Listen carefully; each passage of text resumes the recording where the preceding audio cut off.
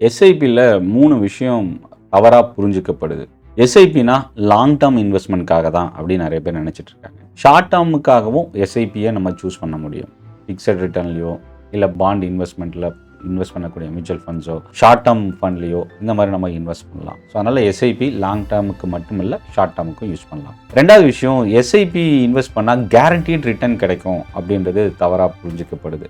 But ஆனால் எங்கே invest பண்ணுறோம் அதோட ரிஸ்க்கை பொறுத்து தான் நம்மளோட ரிட்டர்ன் அமையும். எந்த ஒரு ஃபிக்ஸட் ரிட்டர்னும் ஈக்விட்டி ரிலேட்டட் மியூச்சுவல் ஃபண்ட்ஸில் கிடையாது. மூணாவது விஷயம் என்னென்னா, இந்த டைமில் தான் எஸ்ஐபியை ஆட் பண்ணணும். ஒரு சிலர் என்ன பண்ணுவாங்கன்னா, மார்க்கெட் ரொம்ப பீக்கில் இருக்குது, இந்த டைமில் போய் இன்வெஸ்ட் பண்ணால் இன்கேஸ் இறங்கிச்சுன்னா பெரிய லாஸ் வரும். ஸோ அப்போ என்னென்னா, மார்க்கெட் எல்லா டைம்லையும் நமக்கு ஒரு ஆப்பர்ச்சுனிட்டி இருக்குது. பீக் இல்லை பாட்டம்ன்றது யாராலையும் சொல்ல முடியாது. கரெக்ஷன் வரப்போகுதுன்னு 100% யாராலையும் ப்ரெடிக்ட் பண்ண முடியாது. ஸோ நீங்கள் எந்த டைமில் வேணாலும் எஸ்ஐபி ஸ்டார்ட் பண்ணலாம். பட் இன்கேஸ் இறங்குச்சுன்னா அந்த இடத்த எப்படி நம்ம மேனேஜ் பண்ணணும், அந்த இடத்துல நம்ம லம்சமாக கொஞ்சம் ஆட் பண்ணலாமா இல்லை எஸ்ஐபியை கொஞ்சம் இன்க்ரீஸ் பண்ணலாமான்றதை நீங்கள் இன்வெஸ்ட் பண்ணுறதுக்கு முன்னாடியே டிசைட் பண்ணிவிட்டு ஸ்டார்ட் பண்ணுறது நல்லது. ஸோ இந்த செஷன் யூஸ்ஃபுல்லாக இருக்கும்னு நினைக்கிறேன். சென்னை ட்ரேடிங் அகாடமி தமிழில் ஸ்டாக் மார்க்கெட்டை லேர்ன் பண்ணுறதுக்கான ஒரு பெஸ்ட் யூடியூப் சேனல். சப்ஸ்கிரைப் பண்ண மறந்துடாதீங்க. நன்றி, வணக்கம்.